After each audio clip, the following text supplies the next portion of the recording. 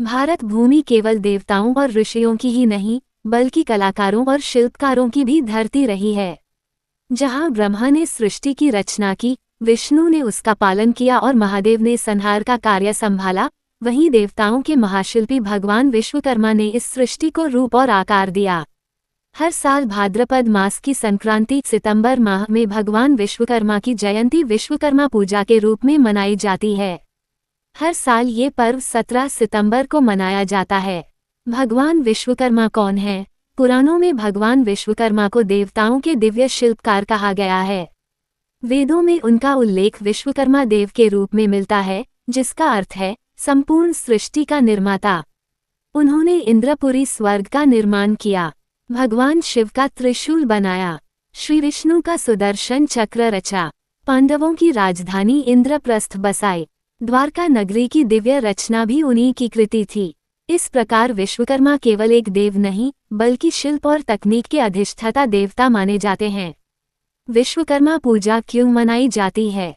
भगवान विश्वकर्मा के जन्मोत्सव के रूप में, उनके द्वारा रचे गए दिव्य शस्त्र, भवन और यंत्रों के सम्मान हेतु, अपने कामकाज के औजारों, मशीनों और उपकरणों को पूजने और सुरक्षित रखने की परंपरा के कारण तकनीक और शिल्प से जुड़े सभी लोग, बढ़ई, कुम्हार, इंजीनियर, आर्किटेक्ट, कलाकार, मजदूर, ड्राइवर, मैकेनिक इस दिन विशेष पूजा करते हैं। पौराणिक कथा, सुदर्शन चक्र की उत्पत्ति। एक कथा के अनुसार जब दानवों का आतंक बढ़ गया, तो भगवान विष्णु ने देवताओं से कहा, मैं दानवों का नाश करूंगा, परंतु उसके लिए एक दिव्य अस्त्र चाहिए। तब सभी देवताओं ने अपनी शक्तियां मिलाकर भगवान विश्वकर्मा के पास पहुंचे। विश्वकर्मा ने अपनी कला से सुदर्शन चक्र का निर्माण किया। उस दिन भाद्रपद मास की संक्रांति थी। इसी कारण इस तिथि को विश्वकर्मा जयंती कहा गया और तभी से यह पर्व मनाया जाने लगा। द्वारका और इंद्रप्रस्थ की रचना भगवान विश्वकर्मा ने ही श्री कृष्ण की द्वारका नगरी बनाई थी, जो समुद्र के बीच सोने जैसी चमकती थी। महाभारत में वर्णन आता है कि जब पांडवों को हस्तिनापुर से बाहर कर दिया गया, तब कृष्ण ने कहा, तुम्हें एक नई राजधानी चाहिए। तब विश्वकर्मा ने इंद्रप्रस्थ का निर्माण किया, जो सौंदर्य और कला की अद्भुत मिसाल थी। विश्वकर्मा पूजा की परंपरा, इस दिन लोग अपने अपने औजारों और मशीनों की विशेष पूजा करते हैं। कारखानों में मशीनों को सजाया जाता है। दुकानों और दफ्तरों में औजारों पर सिंदूर और फूल चढ़ाए जाते हैं। ड्राइवर अपने वाहन की पूजा करते हैं। कई स्थानों पर बड़े मेले और भंडारे भी आयोजित होते हैं। लोग मानते हैं कि इस पूजा से उनके औजार और मशीनें साल भर सुरक्षित रहती हैं और काम में तरक्की होती है। एक प्रेरणादायक कथा, मजदूर और विश्वकर्मा। एक गांव में एक गरीब बढ़ई था। हर साल वह अपने औजारों की पूजा करता और कहता, हे विश्वकर्मा देव, ये मेरे धन हैं। इन्हीं से मैं अपने परिवार का पालन करता हूँ। समय के साथ उसका काम इतना बढ़ा कि वह शहर का प्रसिद्ध कारीगर बन गया। लोग पूछते, तुम्हारी सफलता का रहस्य क्या है? वह मुस्कुरा कर कहता, विश्वकर्मा देव का आशीर्वाद और औजारों के प्रति मेरा सम्मान।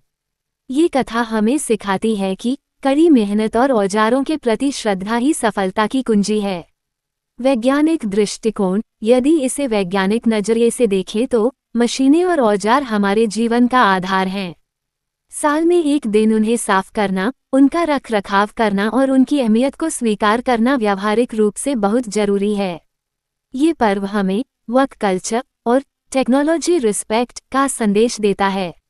आधुनिक समाज में महत्व, आज के समय में engineer, architect, designer, mechanic, electronic और आईटी प्रोफेशनल्स सभी लोग विश्वकर्मा पूजा को एक प्रोफेशनल फेस्टिवल की तरह मनाते हैं। कारखानों और ऑफिसों में छुट्टी दी जाती है। मजदूरों को भोजन और मिठाई वितरित की जाती है। ये त्योहार काम और कामगार दोनों का सम्मान करने का दिन है।